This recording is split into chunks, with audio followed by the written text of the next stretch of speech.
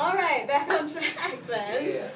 I'm with Adam and Darren and Ron from Storm the Mic, which is the local creative writing open mic, and we're here to basically give you the rundown if you haven't attended. It's every Tuesday at Jazzy Java. Well, we try to start at 7:30, but we really mean 8. So, Darren, tell us a little bit about Storm the Mic for those that don't know. Storm the Mic it's the only creative writing open mic in the area, and it's just a chance for writers in the local area to get to find a sense of community. Writing oftentimes feels like a very solitary experience. You go in your closet and you type out your poem or your essay and nobody ever hears it. And it's a lot easier to be a writer when you feel like you're part of a community. So that's really why we started it, was to help establish that creative community here. And it's also a chance for people in the area to come and catch an entertaining show. At least it's become that. The first year, not so much an entertaining show. There were like 2 of us. But it's grown to the point where really if a community member just wants to come in, grab a bite to eat at Jazzy's, and enjoy the show, then it's a nice evening.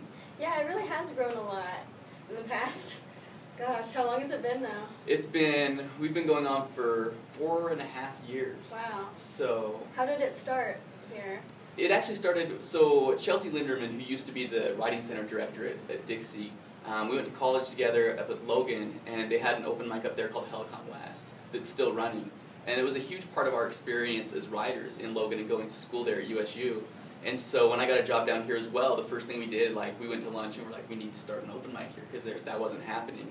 And so she helped me get it going, and we started out actually at 25 Main, and we spent our first year there, and they were great to us, but it just the layout of the venue didn't really work. Yeah. So then we moved to Rock on Main until it went out of business, and then we moved to Jazzy's, and we've been at Jazzy's for over 2 years now, and it's been great. And the community has really, it was in that third year that the community really got behind it.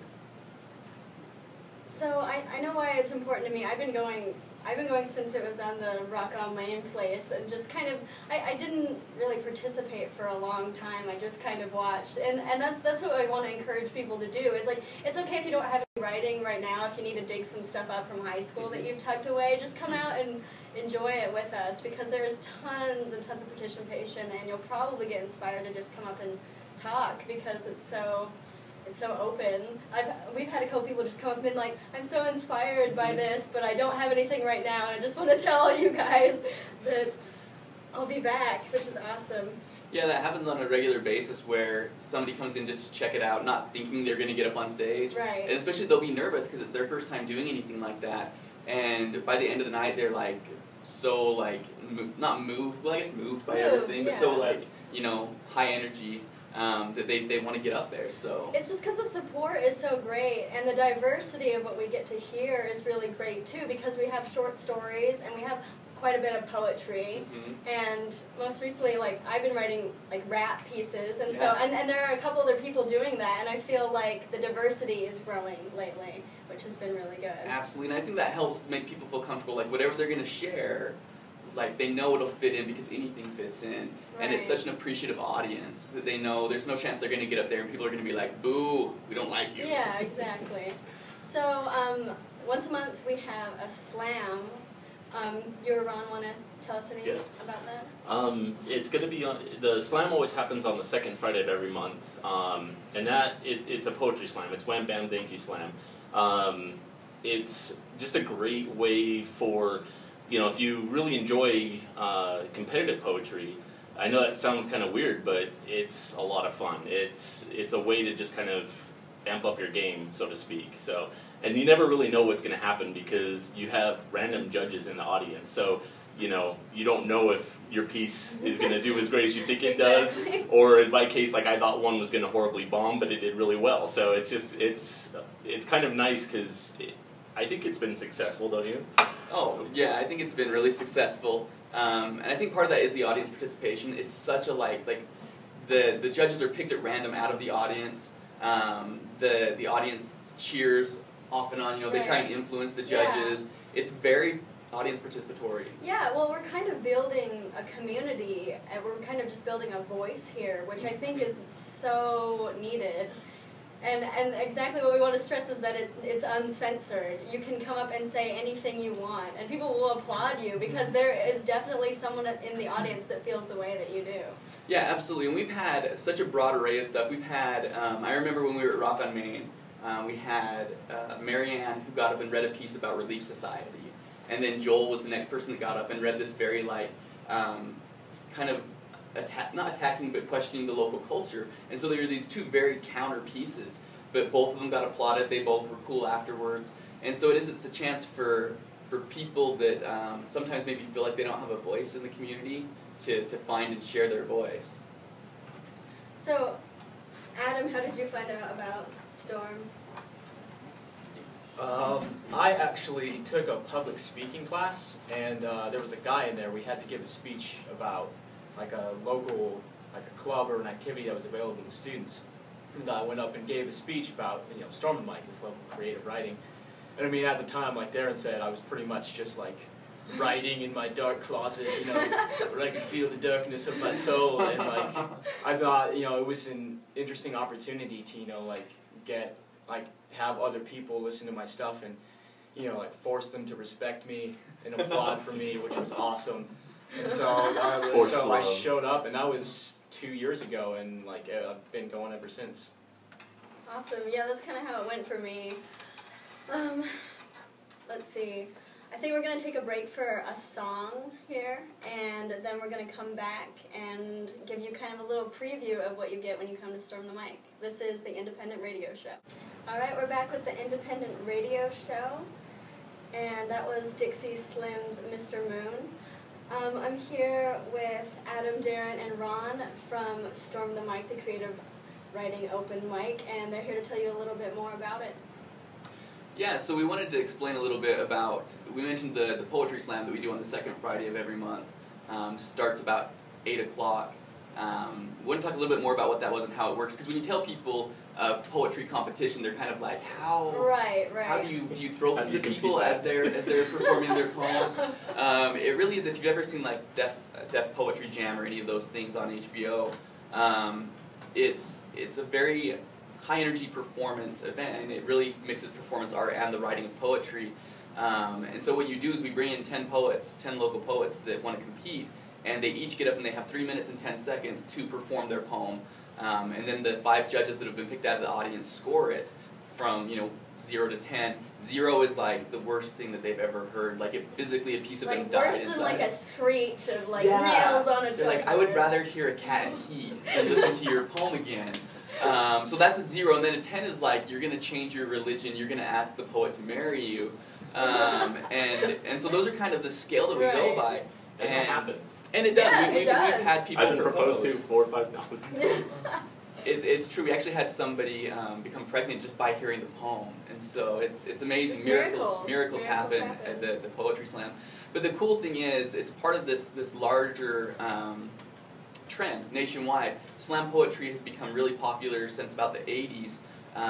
There's national and international competitions, and we actually just recently have got our slam, the Wham Bam Thank You Slam, certified, which is a great name. Yes, it right? is. I voted that. I voted on that. I do. I love that the community picked that. But yeah, so we got it certified with the kind of the governing body of those poetry slams. So we will be sending in August a team from St. George of 5 poets to go compete at the National Poetry Slam in Oakland. And anybody that comes to these events can help pick that team by voting and cheering. And that's, we don't pick the team, the audience really picks the team. So it's a fun time for everyone. All right, and also want to send them to our Facebook, the Storm the Mic Facebook. Yes. If you want to get involved, become a member of the group, and we'll tell you everything that's going on. Everybody's welcome. So. Yeah, exactly. Yeah. We become like a family, but we're open to newcomers. We like virgins. Absolutely. We always say at Storm the Mic, we're like, what do we love? We love virgins, and we mean, obviously, like people who have never gotten up in front of the microphone before, not literal virgins, though there can be some crossover, I'm sure. Of course. But yeah, we find that's one of the reasons why we started it, was to help people find their voice, and those virgins are the people that are really doing that, finding it for the first time. Awesome. Well, we're going to show you a little bit of the diversity that you can find at Storm the Mic, and we're all going to perform a little bit, so we're going to start with Ron. Okay.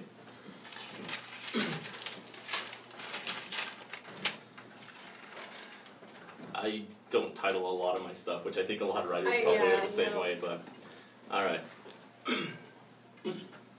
I am hungry, and before you look at me with assumptions building in your eyes, as I see some of you already doing, allow me to clarify.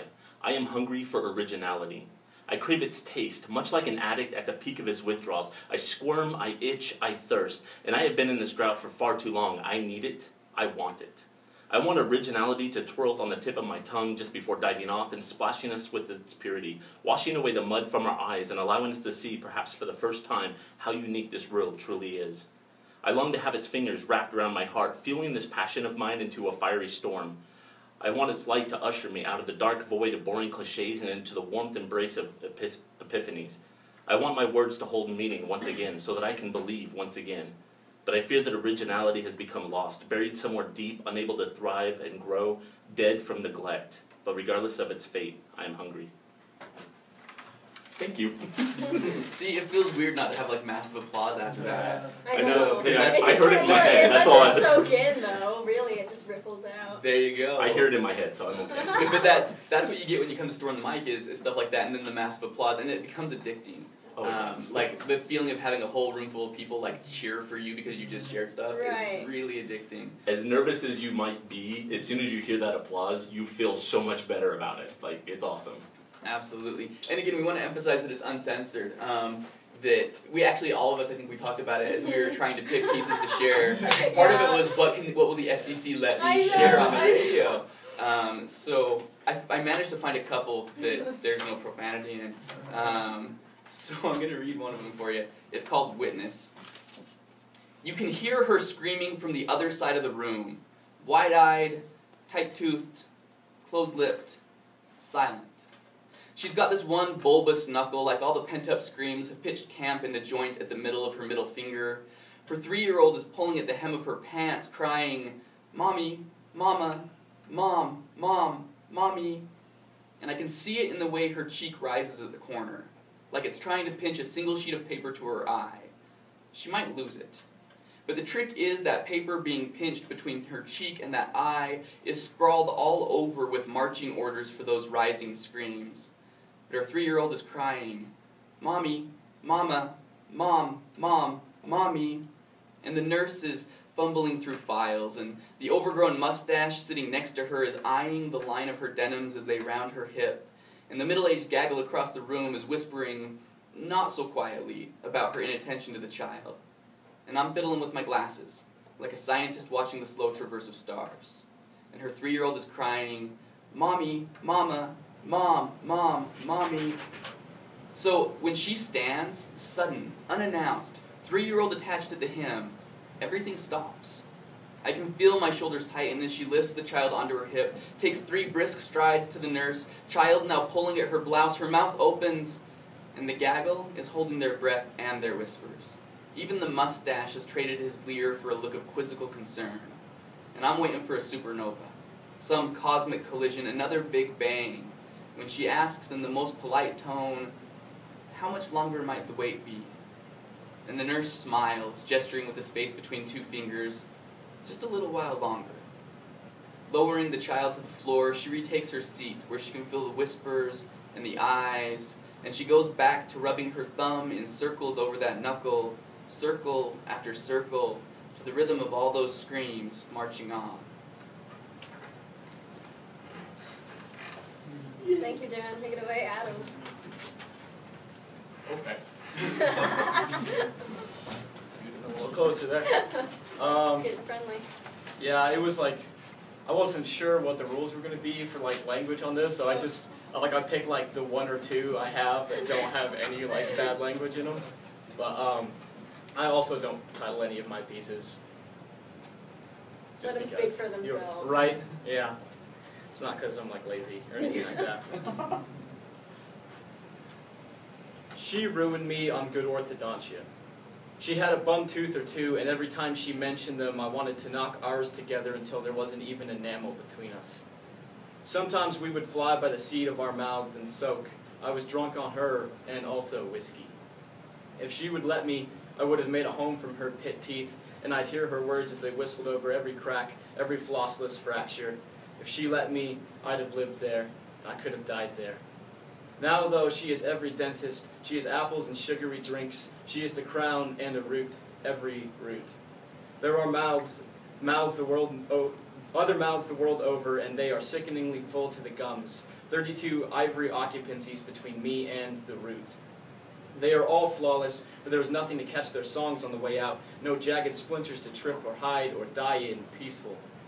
They brush and floss daily, they never forget, because to forget would mean the end of their bright, dazzling smiles. She, though, she tasted like home. I hope she never calls to fix her 1 or 2 rotten teeth. Everything else I can take or leave. Alright, I guess I'm up. I've got a couple pieces. Yeah. Sometimes I am bursting. Ideas rip my seams, strings loosen, and I begin to frantically fold ideas into hole-ridden pockets as my head swarms with the faith that things can change. And other days, I simply cannot siphon the motivation, and my lack of inspiration is like finding all the wrong words to say, but I am bound by the silence, which hurts much worse. I am full. Sometimes I just forget, and the negative grows like mold, and my thoughts can't seem to hatch anything more than ugliness.